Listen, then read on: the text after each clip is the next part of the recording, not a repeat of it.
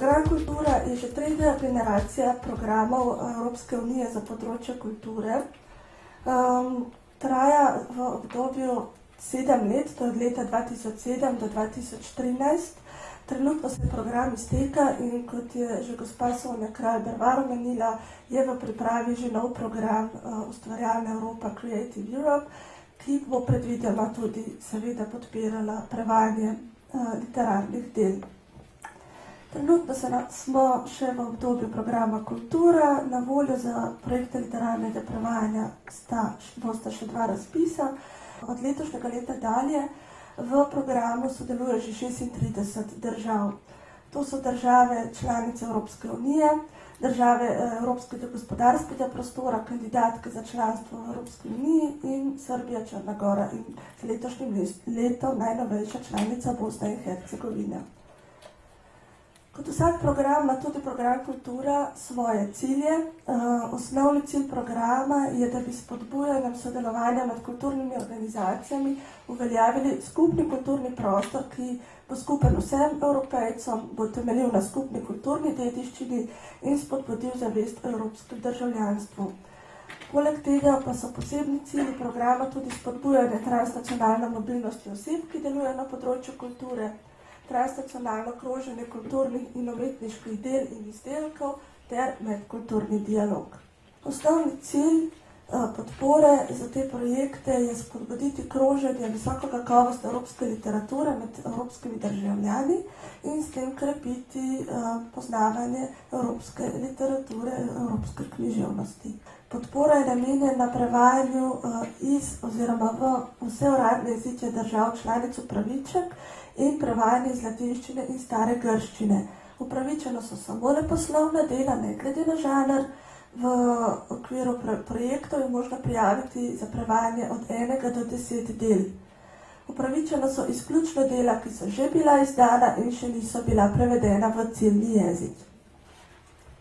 Prednost bodo imela dela, kot je že omenila gospa Sonja Kralj Bervar, dela držav, ki so postale članice Evropske unije od leta 2004 dalje, in pa dela avtorjev prejemnikov nagrade Evropske unije za književnost. Tako da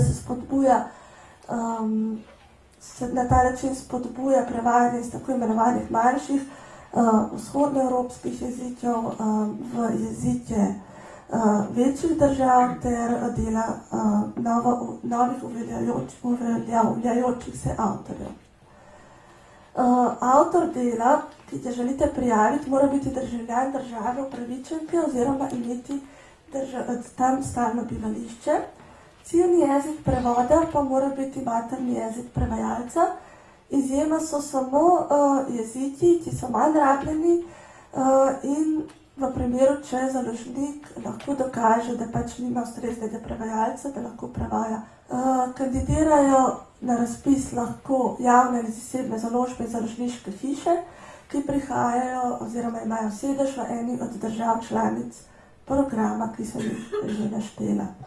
Projekt lahko traja maksimalno 24 mesecev. Projekt se vedno začne z datumom prevajanja prvega dela in traja do datuma izdaje zadnjega dela, nikakor pa se ne sme začeti pred 1. septembrom 2012. Zaprosite lahko za podporo v višini od 2000 do 60 000 evrov in to izključno za stroške prevajanja. Naslednji razpisni rok je 3. februar 2012. To je v okviru programa Kultura predzadnji rok za to vrste projekte. Zadnji rok bo v februarju, začetku februarja leta 2013. V okviru razpisa lahko zaprosite, izračunate svojo podporo na 2 načina, odvisno od tega, ali zaprošate za prevajanje proze ali poezije. Pri prozi se je uveljavilo tako imenovano pavšalno financiranje. Za izračun same podpore pa se izračuna torej ta pavšalni znesek na stran prevoda krat število strani v knjigi, iz katere vi prevajate. Če prevajate poezijo, je še vedno potrebno pripraviti podrobno oceno proračuna projekta in lahko zaprosite za maksimalno 50% podporo projekta oziroma ta podpora krije samo prevajalske stroške. Vaše predloge za dodelitev podpore se bo ocenjevalo na podlagi 3 meril, in sicer tako imenovani stopnji dejanske evropske dodatne vrednosti.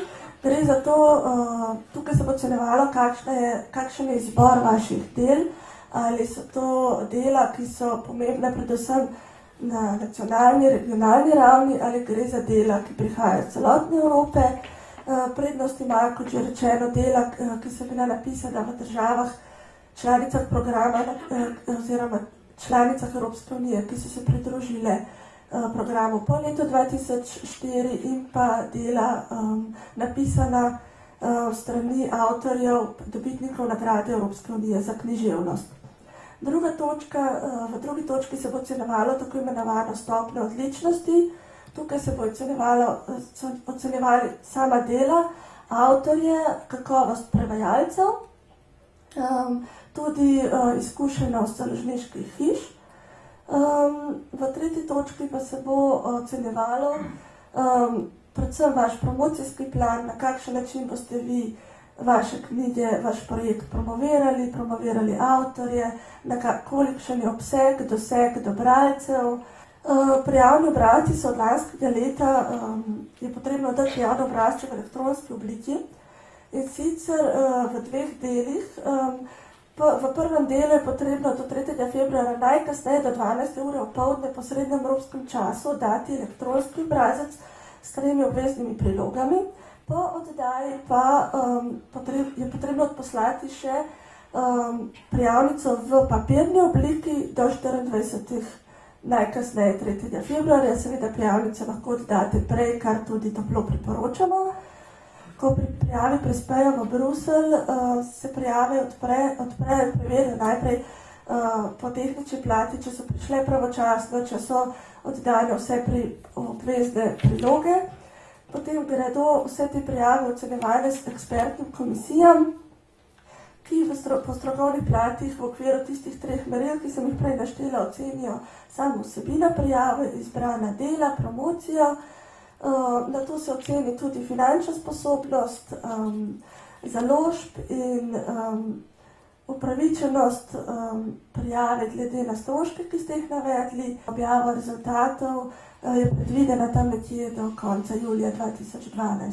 Ena od raziskav, ki jih je naredila Evropska komisija z namenom raziskave oziroma poročila o tem, kako deluje program Kultura, je ugotovila, da 63% vseh založb, ki so uspešne in prijavljajo te projekte literarnega prevajanja, ima manj kot 11 zaposlenih, tako da gre res za majhne založbe. V Sloveniji pa dostikrat, bom rekla, še manj kot 11 zaposlenih.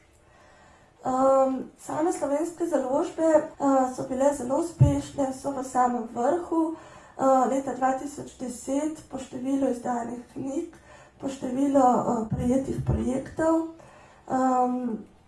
na prvem mestu v Evropski uniji. Kot rečeno, v letu 2010 je podpora za projekte slovenskih založb bila najvišja. Vse slovenske založbe v letih 2007 do 2011 so pridobile skupno podporo okrog 1 milijon evrov. Nas pa je zanimalo, iz katerih jezikov se je pa prevajalo v slovenščino. Kot vidimo, se še vedno največ prevajalo prav iz 3 velikih evropskih jezikov, francoščine, angleščine in nemščine. Prvi tako imenovani vzhodni evropski jezik je šele na 6. mestu po številu prevodov del.